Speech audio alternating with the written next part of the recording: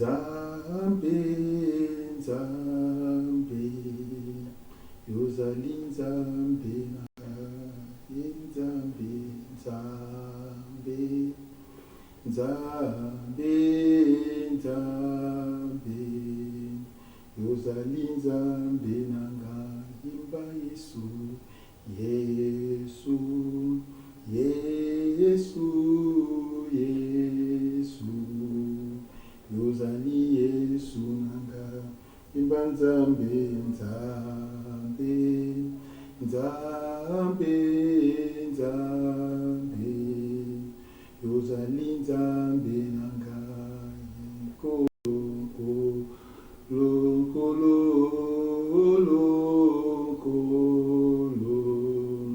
yozali kolo nanga, yimba Nzambe, o Nzambe, Nzambe, o Nzambe, Nzambe nanga, yimba Nzambe, Nzambe, Nzambe, o Nzambe, Nzambe, yozali Nzambe nanga, yimba Yesu, Yesu, Yesu, Yesu, yozali Yesu nanga, yimba kolo, kolo, kolo, kolo, kolo, yozali kolo nanga, Nzambe, Nzambe, oh, Nzambe, Nzambe, yozali Nzambe nanga.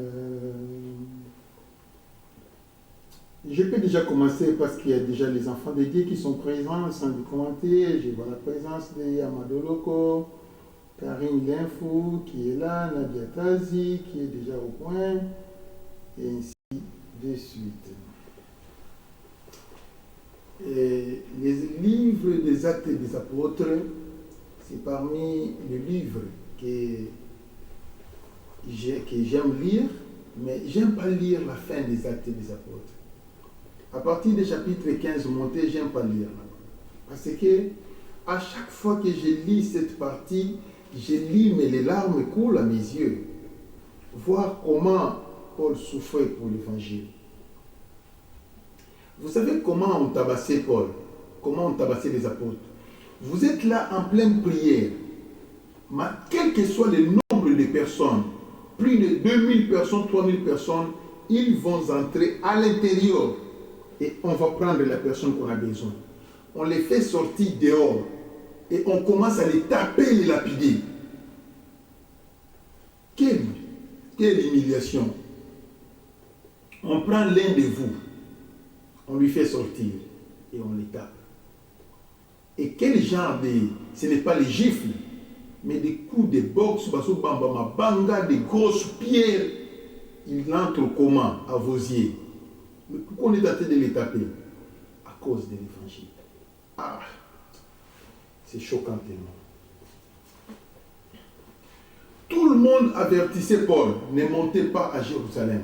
Paul croyait qu'il mourra à Jérusalem. Et tous les petits prophètes qui prophétisaient sur la détresse de Paul, ils savaient que si Paul partait à Jérusalem, il mourra.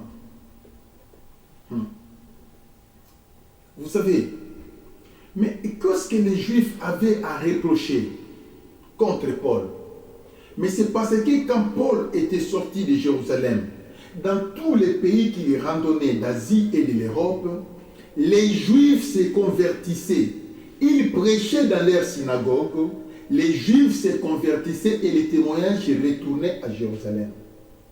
Et ils disaient que voilà, Paul est en train d'interdire les gens de ne pas obéir à la loi de Moïse, ni à la tradition juive. Et surtout, l'infraction la plus grave, Paul avait autorisé aux païens, aux gentils, d'entrer dans les synagogues des Juifs, prier ensemble avec des Juifs. Aïe. On a rapporté la nouvelle avec beaucoup de précision à Jérusalem, parce qu'on avait vu une personne de haute taille, renommée, et il était présent avec les Juifs dans les synagogues, en train de prier. Pour eux, c'était une infraction consommée et Paul était impardonnable. C'est comme ça que ça s'est passé. Et tout ce que Paul faisait ailleurs, les rapports arrivaient à Jérusalem. Mais leur problème, c'est quoi? Paul voulant montrer aux gens l'impact de la croix, la puissance du sang de Jésus, la puissance du nom de Jésus, le travail de Christ. Vous voyez? Et c'est pourquoi il voulait minimiser toutes les lois qui ne sauvaient plus, qui ne pouvaient plus sauver l'homme. Et pour les Juifs, c'était la transformation de leurs coutumes. Coûte que coûte, il a fallu que Paul soit livré à la population, lapidé, il devait mourir comme Étienne. Incroyable. Écoutez-moi très bien. Dans la vie chrétienne, il y a plusieurs personnes qui croient que je peux commettre n'importe quelle bêtise. Quand je demanderai pardon, Dieu pardonnera et il n'y aura plus rien. Non, attention, ne trompez-vous. La Bible dit tout ce que l'homme aura sémé, il le moissonnera. Quand vous allez s'aimer le mal, vous allez moissonner le mal que vous avez sémé. Paul avait moissonné la mort d'Étienne, avait sémé la mort d'Étienne et des autres apôtres. On lui avait promis, cet homme souffrira pour nous. Et de la manière dont on lapidait Étienne, c'est comme ça que lui aussi était lapidé. À mort, il est allé jusqu'au coma à cause des grosses pierres qu'on a jetées contre lui. La Bible dit, chemin faisant, il devait partir de ville en ville. Il a randonné plusieurs villes. Dans le chapitre 21, vous allez voir qu'ils sont allés à Kos, ils sont arrivés à Rhodes, ils sont arrivés à Patara, ils ont pris des navires, ils sont arrivés à Phénicie. Arrivés à Phénicie, ils sont passés par Chypre, sans pourtant descendre, ils sont allés par Syrie, sans pourtant descendre, ils sont passés par Tyr, sans pourtant descendre, ils continuèrent leur chemin. C'était un long chemin, 7 jours plus tard. La Bible dit ceci, ils sont arrivés dans un lieu appelé Ptolémaïs.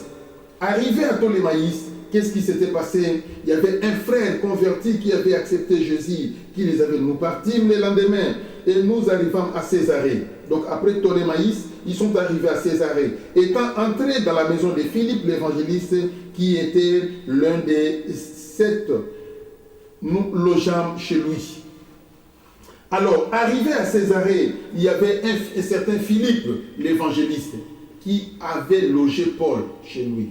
Pendant qu'il restait là-bas en transit, en attendant qu'il devait continuer.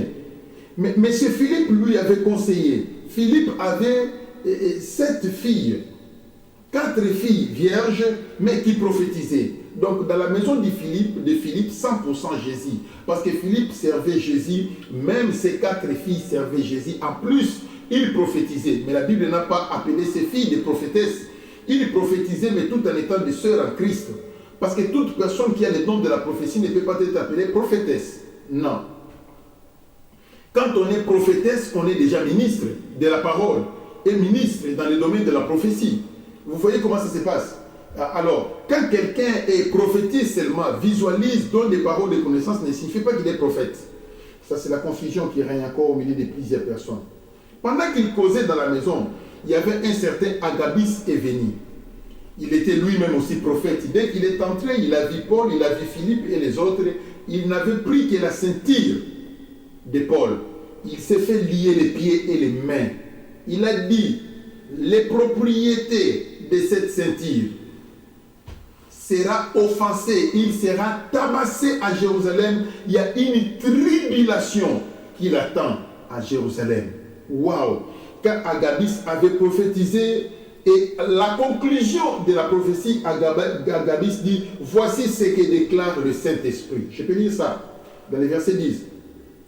Comme nous étions là depuis plusieurs jours, un prophète nommé Agabus descendit de Judée et vint nous trouver. Il prit la ceinture de Paul et lia les pieds et les mains et dit, voici ce que déclare le Saint-Esprit, l'homme à qui appartient cette ceinture, les Juifs les lieront de la même manière à Jérusalem et ils les livreront entre les mains de païens.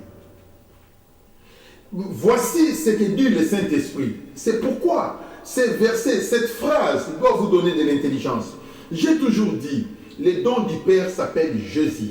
Les dons de Jésus s'appellent le Saint-Esprit. Les dons du Saint-Esprit s'appellent le don spirituel que nous exerçons. Guérison, miracle, foi, parler en langue, songe, prophétie, parole de connaissance, discernement des esprits, interprétation des langues. Vous voyez, tout cela, ce sont les dons du Saint-Esprit. Maintenant, ici, le Saint-Esprit utilisait les dons de la prophétie. Il n'a pas dit, voici ce que dit Dieu le Père. Il n'a pas dit, voici ce que dit Dieu le Fils. Mais ici, c'était une précision intrinsèque. Voici ce que déclare le Saint-Esprit. C'est le Saint-Esprit qui déclare. Parce que les catalyseurs de l'Église, ce n'est pas la parole. Les catalyseurs de l'Église, ce n'est pas l'argent. Les catalyseurs de l'Église, ce n'est pas l'économie ou la fortune qu'un pasteur ou une église peut avoir. Non, les catalyseurs d'une église locale, c'est le Saint-Esprit. Bon, maintenant, nos corps n'ont jamais été les temples de la parole. La parole n'a pas de temple, mais plutôt le corps est le temple du Saint-Esprit. C'est de cette manière-là que ça se passe. Vous voyez, au jour de la résurrection, personne ne sera ressuscité par la foi. Personne ne ressuscitera par la puissance de la connaissance de la Bible. Jamais. Personne ne ressuscitera par les œuvres de la foi. Jamais. Mais la Bible dit, tous se ressusciteront par la puissance du Saint-Esprit. Car le mystère de la résurrection des morts est entre la gestion d'un homme appelé Saint-Esprit.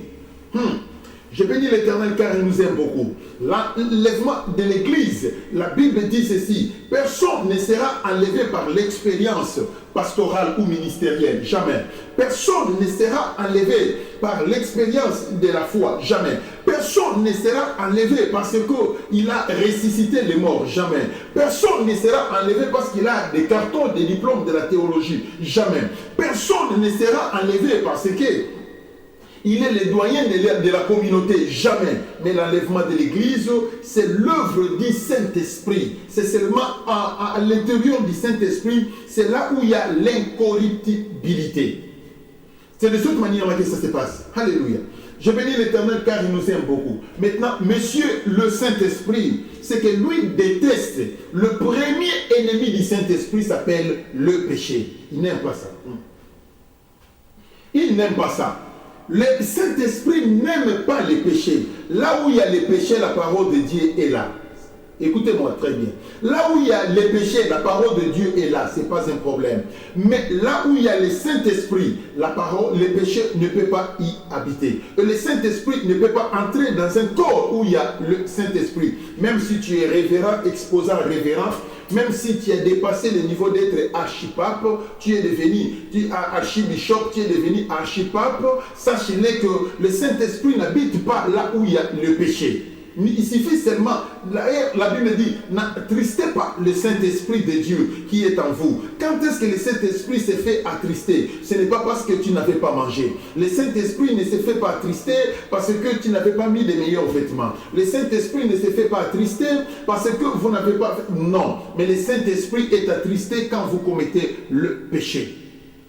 Écoutez, mes bien-aimés dans le Seigneur, quand l'homme commet un seul péché, suffit pour que l'intérieur de son cœur devienne noir. C'est comme l'interrupteur. Il suffit seulement de bouger l'interrupteur tel que l'ampoule s'éteint. Sachez-le que le courant ne passe pas. L'ampoule ne peut pas s'allumer. C'est exactement comme ça que ça se passe dans nos vies. Donc quand quelqu'un commet le péché, l'interrupteur s'éteint, ça bouge, l'ampoule s'éteint, le noir est venu dans votre vie. Sachez-le qu'en ce moment-là, quel que soit le niveau de dîmes que vous avez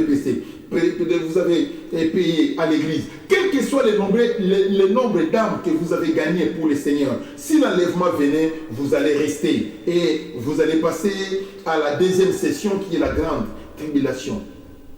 L'enlèvement de l'église, c'est pour les saints. L'enlèvement de l'église, c'est pour les sanctifiés. L'enlèvement de l'église, c'est pour les gens qui ont le cœur pur. Ce n'est pas pour les gens qui ont la foi, parce que la foi ne te servira de rien au jour d'enlèvement de l'église. Vous voyez, c'est comme ça que ça se passe. Hein? Maintenant, il faudrait que l'œuvre de la foi manifeste. Alléluia. La Bible dit ceci. Quand vous dites que nous avons la foi, vous faites bien. Les démons les croient aussi. Les démons aussi ont la foi que Jésus est le Fils de Dieu. D'ailleurs, ils avaient dit, nous connaissons Paul et nous connaissons Jésus. Et toi, qui es-tu? Vous voyez la question qui s'était posée dans les actes des apôtres. C'est de cette manière-là que ça se passe. Donc, la Bible dit ceci que, oui, sans les œuvres de la foi, vous voyez, sans les œuvres de la foi, vous pouvez avoir les œuvres de la foi, mais sans l'œuvre de la foi, tu ne peux pas être sauvé. L'œuvre de la foi, c'est l'obéissance. Mais les œuvres de la foi, on en a plusieurs. La persévérance fait partie des œuvres de la foi, la résistance fait partie des œuvres de la foi, les miracles, les prophéties, la pastorale, ainsi de tout ça, ce sont les œuvres de la foi. Mais parmi les œuvres, il y a une qui est le catalyseur du salut, qu'on appelle l'obéissance à l'Éternel. L'obéissance vaut mieux que les sacrifices. Écoutez-moi très bien. Si vous êtes homme de Dieu et que vous ne respirez pas l'obéissance à l'Éternel, le ciel est fermé pour vous. C'est de cette manière-là que ça se passe. Alléluia. El Shaddai, El Elyon, El Olam. Répentez-vous et convertissez-vous, car le royaume des cieux est proche. Marchez dans la crainte de l'Éternel. C'est cela qui est très important. Si vous avez des problèmes avec votre prochain, il faut lui chercher pour lui demander pardon. Si vous avez des problèmes contre Dieu, fléchissez les genoux et demandez pardon à l'Éternel. C'est de cette manière-là que ça se déroule. Et quand vous allez faire la repentance c'est la confession plus la décision de ne plus retourner au mal. C'est ça qu'on appelle la repentance. Mais si vous faites la repentance sans prendre la décision, on ne peut pas appeler ça repentance, on appelle ça la simple confession. C'est ça la différence entre la confession et la repentance. Mais bien aimés dans le Seigneur, ouvrez vos esprits et comprenez. Les gens se réjouissent par les dons du Saint-Esprit, mais ils oublient que les dons du Saint-Esprit passeront. Parce qu'au jour d'enlèvement de l'Église, les dons du Saint-Esprit ne fonctionneront pas dans les paradis de Dieu. Et quand l'homme meurt, nous avons Timi Yoshua, les grands guérisseurs de notre continent d'Afrique. Mais dans les séjours des morts, les dons de Timi Yoshua ne fonctionnent pas. Parce que les dons passeront. C'est comme ça que ça se passe. Les miracles passeront. Vous voyez, les dons ministériels passeront. Ça passera. Vous voyez comment ça se passe. Mais confiez-vous à ce qui ne passe pas. Et ce qui ne passe pas s'appelle le Saint-Esprit. Or, nous connaissons que le 3/4, peut-être les 9/10 des serviteurs de Dieu, se contentent des dons du Saint-Esprit. Pour eux, avec les dons qu'ils ont reçus, la personne tombe. Pour eux, c'est ça l'essentiel. Loin de là. Loin de là, ce n'est pas ça l'essentiel. L'essentiel, c'est que la crainte de l'Éternel puisse fournir en vous la pureté du cœur, la sanctification et la sainteté, et que le Saint-Esprit demeure dans votre corps. Alors vous êtes convenablement enfant de Dieu, vous êtes membre de l'Église, corps du Christ. C'est de cette manière-là que ça se passe. Ouvrez vos esprits maintenant et comprenez ce que je suis en train de vous enseigner. La résurrection des morts, l'enlèvement de l'Église, ça c'est l'œuvre du Saint-Esprit. Ce n'est pas le don, mais c'est l'œuvre du Saint-Esprit. Parce que la Bible dit ceci, ceux qui me disent Seigneur, Seigneur, n'entreront pas tous dans les royaumes. Vous voyez, qui diront Seigneur, Seigneur, ce sont les faiseurs de miracles, ce sont les prédicateurs comme moi, ce sont les gens qui prophétisent, ce sont les gens qui font le travail de Dieu. Mais pourquoi ils diront que je ne vous ai jamais connu? C'est parce qu'ils ont servi Dieu, oui. Ils ont travaillé pour Dieu, oui. Ils ont gêné, oui. Mais ils n'ont pas accompagné leur travail sur les chemins de la sainteté, sur les chemins de la sanctification et de la pureté du cœur. C'est ça qui fera échouer plusieurs chrétiens au jour de l'enlèvement de l'Église. Mais bien aimé dans le Seigneur, il n'y a aucun péché à normaliser. Tout péché est péché. Quand quelqu'un commet des péchés, il faut l'enlever. Si vous ne savez pas enlever votre péché, sachez que le ciel est fermé. C'est de cette manière-là que ça se passe. Je bénis l'Éternel, car il nous aime beaucoup. Il est roi, il est puissant, il est le tout-puissant, El Elyon, El Olam et El Shaddai. C'est lui le grand Dieu. Alors la Bible dit ceci, pendant qu'Abdabis avait donné la prophétie, et après cette prophétie, tous ensemble se sont concertés pour dire à Paul de ne pas monter à Jérusalem. Est-ce qu'on peut lire là?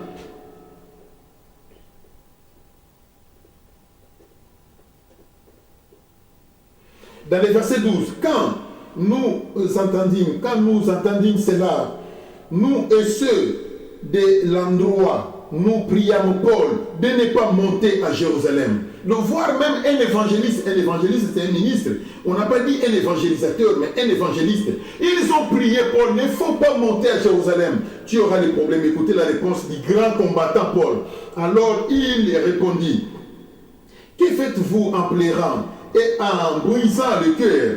Je suis prêt non seulement à être lié à cause de Jésus et à cause de l'évangile, mais encore, je suis prêt de mourir à Jérusalem pour le nom du Seigneur Jésus. Ça, c'est la déclaration de Paul. Voici les gens qui nous dépassent en foi. Voici les gens qui nous dépassent en service. Ça, c'est terrible. Pendant qu'on est en train de lui dire, si c'était aujourd'hui, les gens allaient commencer à dire, voilà, il est mort à cause de la désobéissance. Tout le monde l'avait dit de ne pas partir. Il est parti parce qu'il était têtu. Ça, c'est une personne qui voit les choses selon l'homme. Il n'a pas la révélation de Dieu.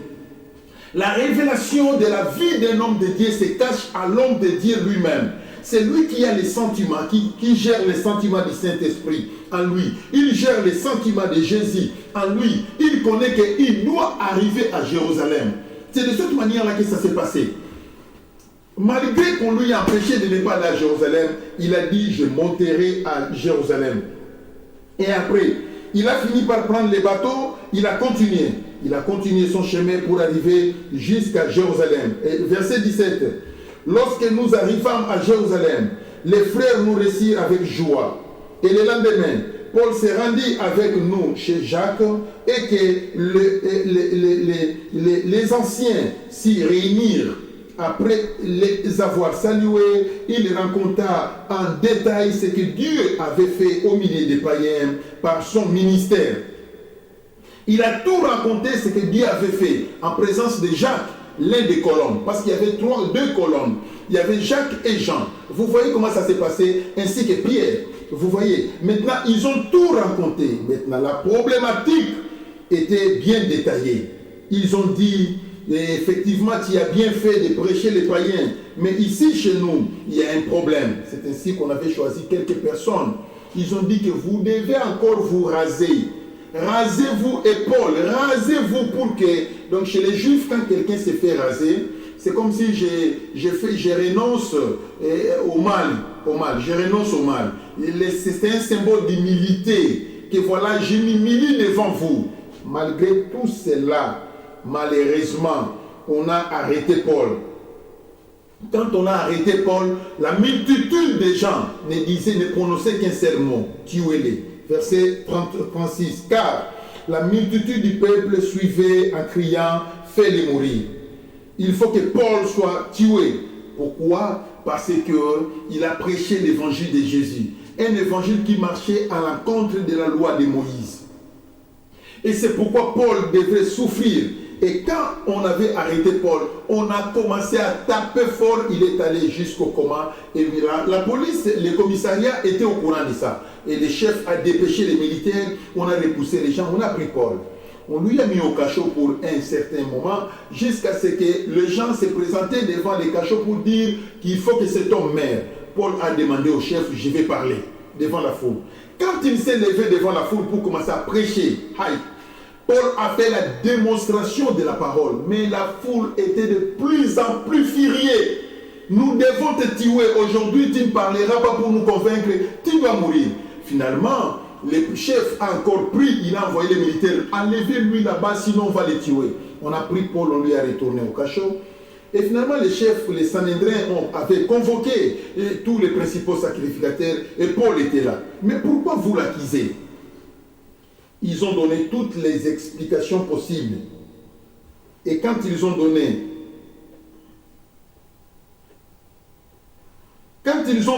toutes les explications, et Paul s'était expliqué, la nuit, l'Éternel va apparaître à Paul pour lui dire, Paul, n'ayez pas peur. On a vu déjà grand Kuba. Il y a un saganate. Paul, n'ayez pas peur. Je t'enverrai loin pour aller prêcher. Waouh. Alors Paul a eu encore le courage, c'est pas vrai? Donc je ne mourrai pas à Jérusalem. Moi je croyais que j'allais mourir ici. Dieu me dit j'irai loin. Or là où Dieu lui dit qu'il ira loin, c'est là où il mourra. C'est de cette manière-là. Donc quand Dieu disait aux gens de Corinthe, vous ne me verrez plus. Il a dit aux gens d'Éphèse, vous ne me verrez plus, vous ne verrez plus mon visage. Mais son objectif, il avait déjà dit que j'irai à Rome. C'est comme ça que ça s'est passé. Mais il devait passer par Jérusalem. Il ne peut pas arriver à Rome. Quand il est arrivé à Jérusalem, il a fallu pour lui payer les pots cassés. Il avait cassé un pot qui s'appelait Étienne. Il avait cassé les pots qui s'appelaient les disciples qui avaient été tués au nom de Paul quand il persécutait les chrétiens. Il a fait couler le sang des gens. Maintenant, lui aussi, il a fallu qu'il soit tabassé, qu'il soit lapidé. Le sang de Paul avait coulé. Tout ce que l'homme aura semé, il le moissonnera. De la manière dont il a fait couler les sangs des gens à Jérusalem, c'est de cette manière-là que lui aussi, son sang a été coulé à Jérusalem. Pourquoi? C'est parce qu'il avait fait du mal aux chrétiens. La Bible dit ceci, à moi la rétribution, à moi la vengeance. La Bible dit ceci, écoutez-moi très bien, ne vous vengez point, mais c'est moi l'Éternel qui vengera pour vous. C'est comme ça que ça se passe. Et quand l'Éternel est en train de venger le sang d'Étienne, ainsi que le sang des autres apôtres, personne ne s'est rappelé encore que Paul méritait ceci parce qu'il avait tué beaucoup de chrétiens. Il avait aspergé plusieurs sangs, malgré ce qu'il a fait pour le Seigneur et dent pour dent. Et cette loi continue jusqu'aujourd'hui. Mais ce n'est plus les hommes qui devaient l'appliquer, mais c'est Dieu qui l'applique. Quand quelqu'un te fait du mal, tu peux lui dire je te pardonne. Dieu continuera à punir celui-là. C'est comme ça que ça se passe. Pardonner ne signifie pas que tu ne mériteras plus le mal de ce que tu as semé. Tu vas les moissonner. Vous voyez comment ça se passe dans le travail de Dieu, sur le chemin de Dieu. Si tout le monde connaissait que tout ce que nous faisons, nous allons les moissonner demain. Les gens allaient avoir la crainte de l'Éternel, peur de commettre le mal. Mais parce que les gens n'ont pas la conscience de ça. Ils savent que tout est purifié par le sang. Dieu m'a déjà pardonné. Ils oublient qu'il y a deux choses. Le pardon du péché, c'est autre chose. La conséquence du péché, c'est autre chose. Et les résultats du péché, c'est autre chose. Deux. Vous voyez, quand quelqu'un commet un péché, vous avez deux résultats. Il y a la conséquence du péché et les résultats du péché. La conséquence du péché, c'est la mort spirituelle. Mais les résultats du péché, c'est la malédiction. Maintenant, la mort spirituelle qui est la conséquence du péché, et tu peux faire la confession, tu reviens à la vie. Tu relèves. Il y a une seule formule qui peut relever l'homme, c'est la confession. Mais pour les résultats du péché, waouh, tu vas les moissonner. Et peut-être que nous faisons des gesticules. Non, j'ai commis le mal, je dois s'aimer une offrande de la culpabilité pour que ce mal ne revienne pas dans ma postérité. Et peut-être que ça pouvait t'aider. Peut-être, I don't know, maybe. Nous essayons de faire ça régulièrement. Oui, mais tout ce que l'homme aura semé, il les moissonnera. Vous voyez comment ça se passe? C'est de cette manière-là. Si vous êtes une femme mariée, vous commettez la prostitution dans les mariages. Sachez que ce que vous êtes en train de s'aimer, vous êtes en train de s'aimer ça pour vos enfants. C'est comme ça que ça se déroule. Vous voyez? Alors, il ne faut jamais commettre le mal. Ne commets pas le mal, sinon le mal te suivra. Et si vous êtes un homme, votre rôle, c'est continuer à diviser les mariages des gens. Celui-ci, il est marié avec l'autre, vous entrez à l'intérieur pour les séparer parce que vous avez montré l'argent à la femme. Non, aimez-moi. Moi, je vais te conduire au paradis de bonheur. Laissez ce type pauvre. Pendant qu'il y a plusieurs symboles, plusieurs femmes célibataires, vous voyez ce que vous faites. C'est ce que vous faites aux autres, c'est ce qu'on fera à vos enfants. Tout ce que l'homme aura semé, il les moissonnera. Aujourd'hui, vous êtes en train d'utiliser les chocolats. Vous volez l'argent dans la banque et les autres sont en train de pleurer leur argent qui est disparu. Ce n'est pas un problème. Mais dans ta postérité, les gens seront des pauvres car leur argent commencera à se disparaître aussi dans les banques. Et c'est comme ça que ça se passe. Ouvrez vos esprits et comprenez. Vous envoyez, vous payez les gens, vous donnez l'argent aux gens. Bon, bétaillez, bon, maillé. Les gens vont partir, ils vont taper. S'il faut tuer, ils vont tuer. Et le problème est parti dans le silence, ce n'est pas un problème. Tu as confessé devant les pasteurs, ce n'est pas aussi un problème. Dieu t'a pardonné. Mais tes enfants subiront les mêmes conséquences. Ils subiront les mêmes conséquences. Il commence à moindre bagarre, voilà ton enfant a été cassé les jambes. Moindre bagarre, moindre bagarre, ton enfant a été tué. Et c'est comme ça que ça se passe. Tout ce que l'homme aura semé, il les moissonnera. Répentez-vous et convertissez-vous. Croyez à la bonne nouvelle. Alors maintenant, quand on voulait livrer Paul, parce que les Sanhédrins ne pouvaient plus supporter la pression des accusateurs de Paul, Paul s'était présenté devant les Sadducéens ainsi que les pharisiens. Paul parlait, il dit, je suis un citoyen juif. Il parlait dans la langue hébraïque. Il a démontré que je suis juif. En plus, je suis pharisien. Vous voyez, de la ville de Sicile. Quand il a dit ça, les pharisiens ont dit, oh, celui-ci, il est notre fils, il est l'un de nous. Il y avait division entre les sadducéens et les pharisiens, et l'autre dit qui c'est qui Paul Yangoan. Les pharisiens ont dit, nous allons soutenir les nôtres, nous n'allons pas accepter que notre enfant puisse mourir. Les sadducéens disent, ils doivent être tués. Alors, les charivari des deux camps, c'est ça qui a fait sauver Paul. C'est ça qui avait fait que Paul puisse s'échapper de Jérusalem pour se retrouver à Rome. On peut lire avec vous dans les versets 6. Paul, sachant qu'une partie de l'assemblée était composée des Sadducéens et l'autre des pharisiens, s'écria dans les Sanhédrins, « Homme frère, je suis pharisien, fils de pharisien. C'est à cause de l'espérance et de la résurrection des morts que je suis mis au jugement. » Quand il eut entendu cela, il s'éleva une discussion entre les pharisiens et les sadducéens, et l'assemblée se divisa. Car les sadducéens disaient qu'il n'y a point de résurrection des morts, et il n'existe ni ange ni esprit, tandis que les pharisiens affirmèrent les deux choses. Vous voyez? Et c'est comme ça que ça s'est passé. Il y a eu division. Donc quand Paul prêchait la présence des anges, les anges lui a délivré dans les cachots, Dieu existe, le retour de Jésus, les Sadducéens n'acceptent jamais ça. Pour eux, ces gens d'histoire n'acceptent pas. Et les pharisiens acceptaient ça, mais eux seulement ne se conduisaient pas normalement devant le Seigneur. La nuit, dans le verset 11, la nuit suivante, le Seigneur apparut à Paul et dit, « Prends courage, car de même que tu as rendu témoignage de moi à Jérusalem, il faut aussi que tu rends témoignage de moi à Rome. » On lui a dit, tu rendras aussi témoignage de moi à Rome. Et maintenant, ça c'est le verset 23. Quand j'avais écrit, je me suis limité au verset 22. Or, c'est parti jusqu'au verset 23. C'était ça, en grosso modo, l'histoire de Paul. Paul devrait se rendre maintenant à Rome. Demain, nous allons étudier le travail que Paul fera à Rome et comment est-ce que Paul mourra à Rome. Ça sera la fin des actes et des apôtres. Je bénis l'Éternel car il nous aime beaucoup. Mais bien aimés, attachez vos ceintures, préparez-vous.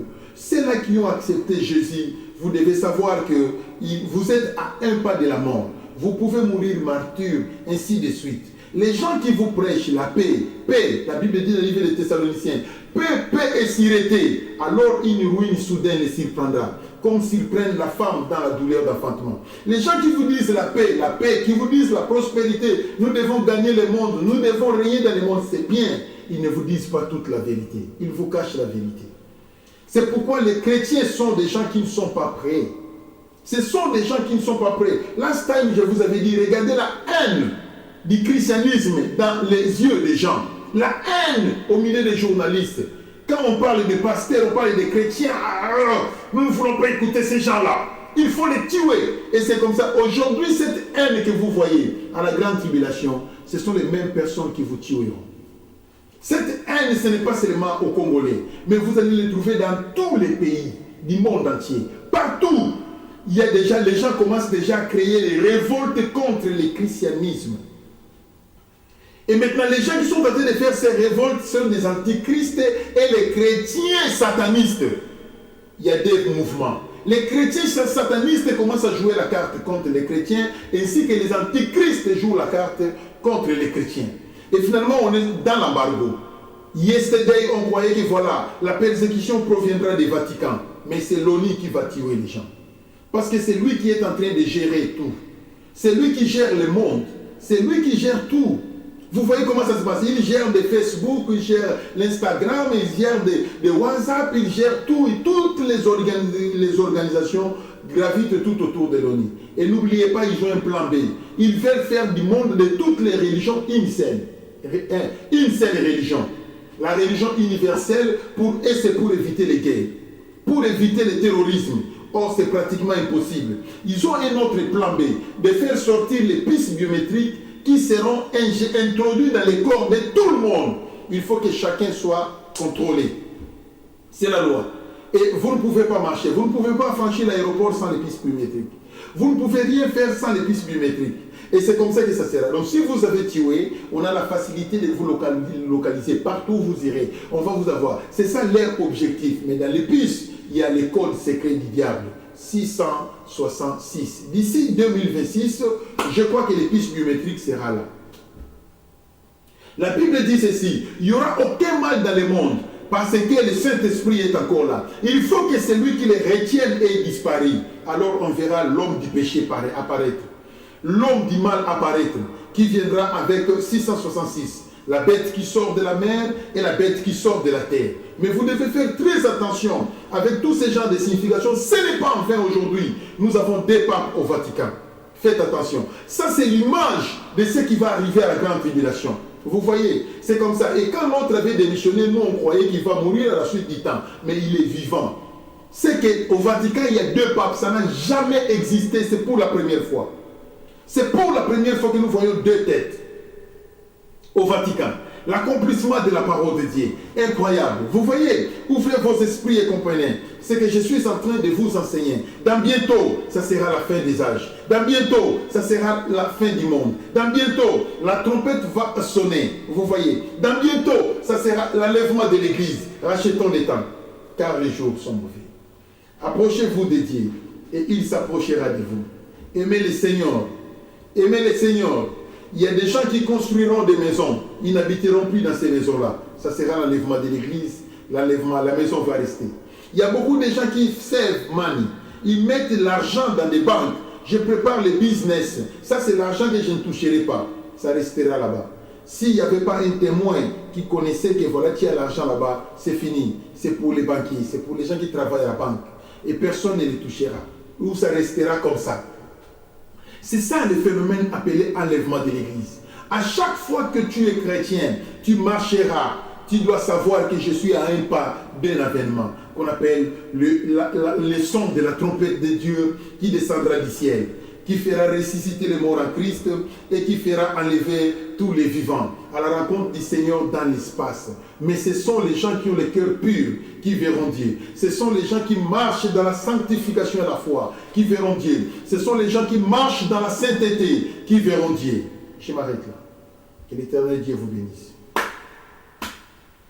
Aujourd'hui, nous avons étudié 3 chapitres. Nous avons fait la symbiose du chapitre 21, 22 et 23. Certains lisent. Where I write it in 23. And tomorrow, demain, nous allons continuer le chapitre 24, 25, 26. Peut-être que nous allons finir demain. Ou soit on finit ça demain, ou on finit ça le lendemain. Aujourd'hui, nous sommes les mardis. D'ici le vendredi, les actes des apôtres closent. On va changer de livre et on va changer de diapason. Je suis tellement content de vous, très content de votre présence, de votre assistance. Et vous êtes en train de comprendre que dans le travail de Dieu, il n'y a pas que la prospérité. Dans le travail de Dieu, il n'y a pas que l'opulence et la joie. Les gens vous trompent. Il y a aussi des ignominies. Fermons les yeux.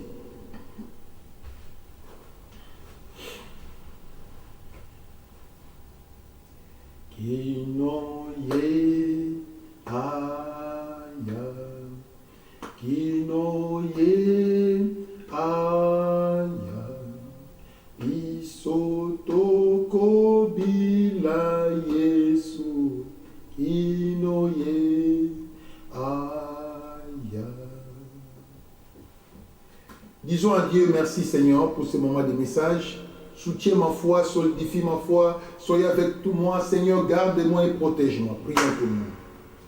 Kinoye aya, kinoye aya, isotoko bila Yesu, kinoye aya. Éternel, merci pour ces moments. Bénis tous les auditeurs, bénis tout le monde, l'Éternel. Ramenez plus tes enfants de venir écouter, de se connecter à nous pour écouter la parole. Que ton nom soit sanctifié à jamais. Que ton nom soit glorifié à jamais. Tendre Père, merci. Tendre Père, merci. Tendre Père, merci. Tendre Père, merci. Au nom de Jésus, qui est notre seul Seigneur et Sauveur. Amen. Merci beaucoup. Bye.